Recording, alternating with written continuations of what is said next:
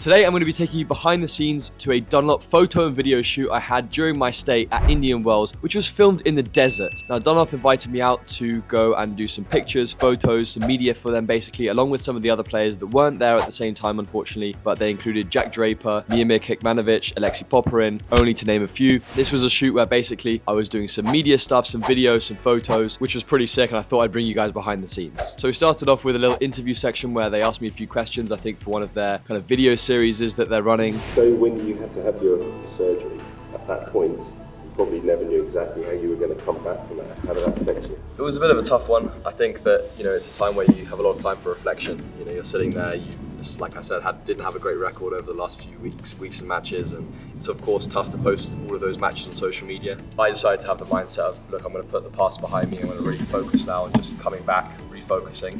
And I had some sort of like delusional kind of optimism, I want to say, which kind of I still do to this day. This delusion that I wouldn't say delusion, but this kind of just unwavering sense of optimism that I'm going to come back, I'm going to do it. To get your first point, ATP point, yeah. Tell us about the tournament you played in that got that for you and then how you felt.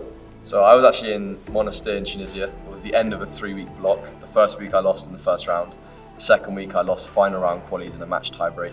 So third week you're going into it, haven't even qualified for main draw once, let alone won a match in main draw. I was a bit down, I was a bit demotivated. That week was kind of, I got a pretty good draw in the qualies and everything just seemed match after match just seemed to just slot into place, and then I had that kind of rhythm that was building and building. I was lucky enough to get a qualifier in my first round main draw, which is both nervous and exciting at the same time because I'd previously only got players inside the top 500 in the world. So this was like my chance, my opportunity, and that was obviously super nerve-wracking because I was like, I can't mess this up kind of thing. I went out there, I just stuck to my guns, I didn't think about it too much and just got it done, and it was just a relief. I think it was relief, excitement.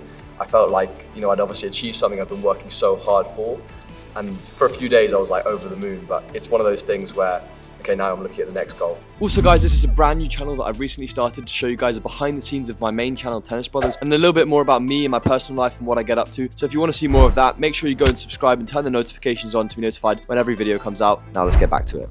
Yeah, I think my kind of game style is just quite aggressive. I think a lot of people that kind of watch me on like YouTube kind of say similar things, that I play in quite an entertaining way. I'm not someone that's going to do loads of tricks on court, but what that kind of means is I'm aggressive. I like to come to the net. I like to use my forehand a lot, big serving, which kind of keeps the points reasonably short and snappy and entertaining. I'm not going to be someone that's standing on the court for 4 hours and just putting one more ball in play, which is quite a boring way to play in my opinion.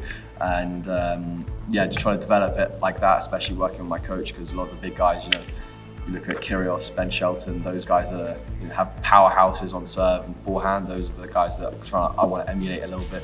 I think that's, for me, going to be the best way to kind of improve. They also got me to do a variety of challenges. You have 10 tennis balls, which equals 10 attempts to get the ball in the hopper. You only have 10 attempts at this, and the goal is to get the ball in from the furthest distance, not the most times. You're competing on this one. Right, let's do it. The first attempt, I went up nice and close, just popped it in to be safe. If I miss this. All right, I'm in, I've got one. And then the rest of them, well, you'll see what happens. I'm work my way back to baseline here. I'm trying to give myself 3 attempts here. Damn, that was fun. All right.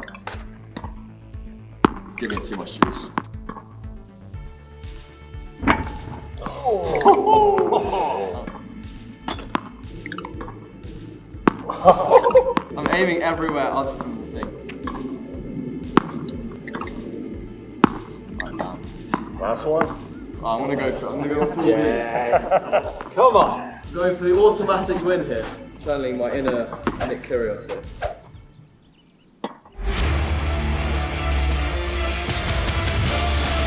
That is...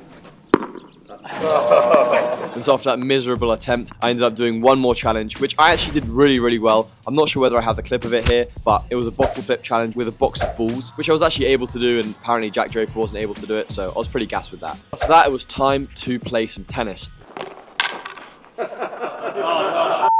Of course, getting a few shots of the Dunlop racket coming out of the bag and then jumping straight on court to hit with one of the hitters there. It was an unbelievable experience playing on such a court. I mean, it was so weird seeing the desert kind of in the background. Of course, obviously they're filming and with the drone, with the good cameras and stuff, so I know the cameras are on me.